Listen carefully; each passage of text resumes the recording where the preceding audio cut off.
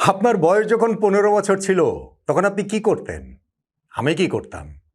আমাদের এই প্ল্যাটফর্মে তো ওই বয়সে অনেক দর্শক রয়েছেন। তারা কি করেন?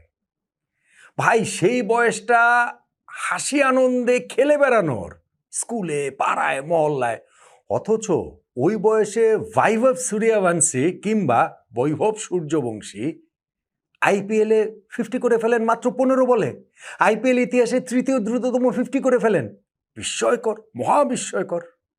অবশ্য আপনি যদি সূর্যবংশীর ইতিহাসটা জানেন তাহলে আবার অত বিস্মিত হবেন না, বরং ওই প্রশ্নের সামনে আবার দাঁড়িয়ে যাবেন 14 বছর বয়সে আমরা কি করতাম। এই সূর্যবংশী তো 14 বছর বয়সে আইপিএলে সেঞ্চুরি করেছেন গত সিজনে। 14 বছর 32 দিন বয়সে 38 বলে যে সেঞ্চুরিটা করেছিলেন সেটা আইপিএল ইতিহাসে দ্বিতীয় দ্রুততম সেঞ্চুরি। নতুন সিজনের প্রথম ম্যাচটাতে 15 বছর 3 দিন বয়সে 15 বলে যে 50 করলেন, যেটা আইপিএল এর তৃতীয় দ্রুততম 50, তাতে তাই আর অবাক হওয়ার কি আছে। বরং ওই প্রশ্নটাই তিনি আরও একবার উস্কে দিলেন যে ভারতীয় ক্রিকেট ইতিহাসে সচিন টেন্ডুলকারের পর সবচেয়ে প্রতিভাবান বালক ব্যাটসম্যান কি এই বৈভব সূর্যবংশী কিনা। গত মৌসুমের মতো এই মৌসুমের শুরুটাও সূর্যবংশীর জন্য হলো বিস্ফোরক, রাজস্থান রয়্যালসের জন্য বিধ্বংসী। কেননা 47 বল হাতে রেখে 8 উইকেটের একটা জয় তারা পেয়েছে চেন্নাই সুপার কিংসের বিপক্ষে। সেই ম্যাচের টার্নিং পয়েন্টের আলোচনাই তো করছি, এবং তাতে সূর্যবংশীর ইনিংসটা আসতেই হবে। আরও কিছু আলোচনার বিষয় কিন্তু রয়ে গেছে। রাজস্থান রয়্যালসের টার্গেট ছিল 128 রান। সেই টার্গেট তারা অ্যাচিভ করবে বোঝাই যাচ্ছিল। আইপিএলের প্রথম দুইটা ম্যাচ এই সিজনে 200+ স্কোরও জয়ের জন্য যথেষ্ট হয়নি। সেই রান তারা করে বিরাট কোহলির আরসিবি, রোহিত শর্মার মুম্বাই ইন্ডিয়ান্স দুটো দলে জিতেছিল। ফলে চেন্নাই সুপার কিংস 127 রান করে জিতবেটা কিভাবে? রাজস্থান রয়্যালস বরং কিভাবে জেতে সেটাই দেখার ছিল, আর সেইটা কিভাবেই না তারা জিতল। সূর্যবংশী প্রথম বলটাতেই মুখোমুখি আউট হতে পারতেন। তার পুলের যে টাইমিংটা ঠিকঠাক মতো হয়নি, তবে ডিফিকাল্ট ক্যাচটা চেন্নাই সুপার কিংসের ফিল্ডার ধরতে পারেননি। ম্যাট হেনরির ভেরি নেক্সট ডেলিভারিটাই স্ট্যান্ডে পাঠিয়ে দিলেন, ছক্কা। ম্যাট হেনরিকে এরপর আরও একটা ছক্কা মারলেন তার স্লোয়ারে, যেইটাতে পাওয়ার জেনারেট করে ডিপ থার্ড ম্যান এবং ডিপ পয়েন্টের মাঝামাঝি জায়গা দিয়ে দুর্দান্ত শট। নূর আহমেদকে পরপর 2 ছক্কায় যখন তিনি 50-তে পৌঁছে যান মাত্র 15 বলে, রেকর্ডটা করে ফেললেন। সর্বকনিষ্ঠ তো বটেই, এবং বলের হিসাবে তৃতীয় দ্রুততম, সবচেয়ে দ্রুততম তার ব্যাটিং পার্টনার যশস্বী জয়সওয়াল 13 বলে করেছিলেন আইপিএল এর 50।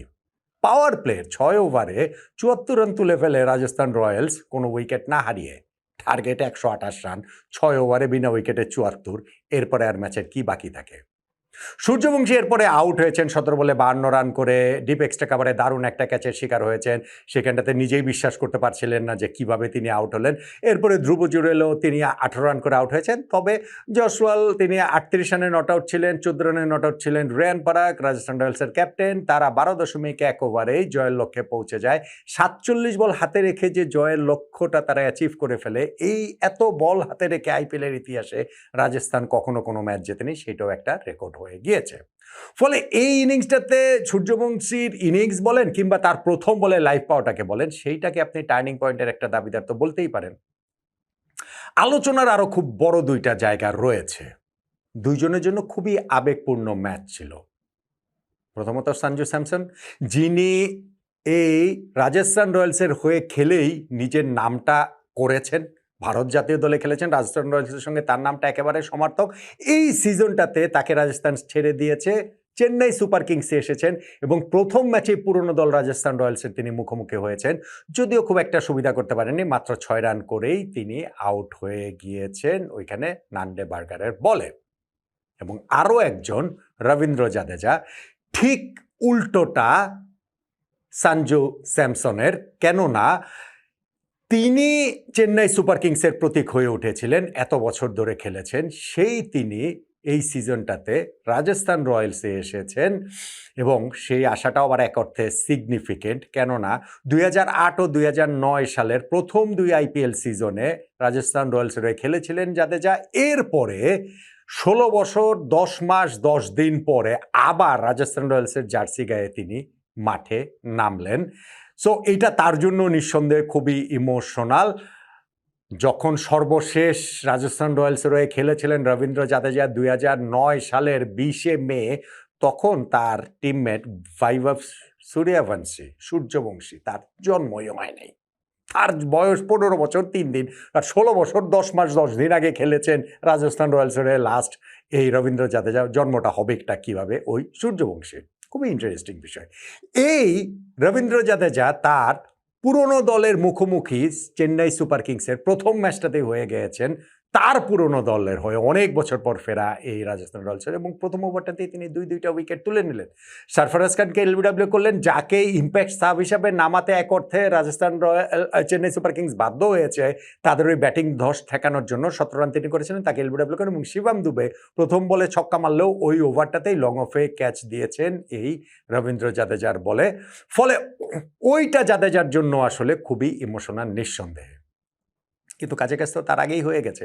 জাদেজা বোলিং এসেছেন 8 ওভারে, কিন্তু পাওয়ার প্লে 6 ওভারের মধ্যেই তো 41 রানে 4 উইকেট চলে গিয়েছিল চেন্নাই সুপার কিংসের, এবং সেইখানটাতে সঞ্জু স্যামসনকে নন্দেবার্গার আউট করেছেন, আয়ুষ মাত্রকে এরপরে তিনি আউট করেছেন, আর এইখানটাতে বাকি যেই দুইটা উইকেট, আয়ুষ মাত্রের উইকেটটা ওইটা অবশ্য আম্পায়ার আউট দেননি, রিভিউ নিয়ে তারা উইকেটটা পেয়েছে, সো সেটা একটা গুরুত্বপূর্ণ বিষয়। ঋতুরাজ গায়কোয়াড়কে বোল্ড করে দিয়েছেন জফরা আর্চার, এবং সন্দীপ যখন ম্যাথু শটকে আউট করলেন, পাওয়ার প্লের 4টা উইকেট চলে গেল চেন্নাই সুপার কিংসের। ওই জায়গা থেকে তারা রিকভার করতে পারেননি, স্পেশালি তারপরই যখন একই ওভারে 2 উইকেট তুলে নিয়েছেন এই রবীন্দ্র জাদেজা। তারপরও 82 রানে তাদের 8 উইকেট গিয়েছিল, এইখান থেকে 127 পর্যন্ত যেতে পেরেছে জেমি ওভারটনের 36 বলে 43 রানের ইনিংসটার সৌজন্যে, কিন্তু সেইটা যে গুড এনাফ হবে না তা তো বোঝাই যাচ্ছিল। তাহলে এই যে ম্যাচটা হলো, সেই ম্যাচটাতে আলোচনার জায়গা থেকে অবশ্যই এই বৈভব সূর্যবংশীর ইনিংসটার কথা বলতে হবে সঞ্জু স্যামসনের তার এই পুরনো দলের মুখোমুখি হয়ে ব্যর্থতা, এবং রবীন্দ্র জাদেজার পুরনো দলের মুখোমুখি হয়ে তার এই সাফল্য। 6158 দিন পর আবারও ওই পুরনো দলের জার্সি তিনি গায়ে চাপিয়েছেন রাজস্থান রয়্যালসের, যেই গ্যাপটাও আসলে একটা রেকর্ড। এর মধ্যে আসলে টার্নিং পয়েন্ট কোনটা? সূর্যবংশীর ওই ক্যাচ ড্রপটা? আমার কাছে সেটা মনে হয় না। আমি যদি টার্নিং পয়েন্ট বলি, তাহলে ম্যাচের শুরুর পাওয়ার প্লেতেই আসলে চেন্নাই সুপার কিংস হেরে গিয়েছে, যখন তারা 41 রানে 4 উইকেট হারিয়েছে। এই ম্যাচে যে তারা ওই যে বিভিন্ন টি-20 ম্যাচের আলোচনা আমরা বলি না, 20-25 রান কম করেছে, এই ম্যাচে চেন্নাই সুপার কিংস 20-25 রান আসলে কম করে নাই, তারা আসলে 70-80 রান কম করেছে। ফলে ওই কম করার পথে পাওয়ার প্লের 4টা উইকেট হারানোটা খুবই গুরুত্বপূর্ণ ছিল। সেইটাই তাই আমার কাছে বাকি সব কিছু ছাপিয়ে, ইভেন বৈভব সূর্যবংশীর ক্যাচ ড্রপটা ছাপিয়ে টার্নিং পয়েন্ট। আপনি কি আমার সঙ্গে একমত? এবং আপনি কি আমার সঙ্গে এই বিষয়েও একমত যে শচীন টেন্ডুলকারের পর সবচেয়ে প্রতিভাবান পালক ব্যাটসম্যান ভারতীয় ক্রিকেট ইতিহাসে এই বৈভব সূর্যবংশী, যিনি 14 বছর বয়সে আইপিএলে সেঞ্চুরি করেন, যিনি 15 বছর বয়সে আইপিএলে 15 বলে 50 করেন? জানাতে পারেন আপনার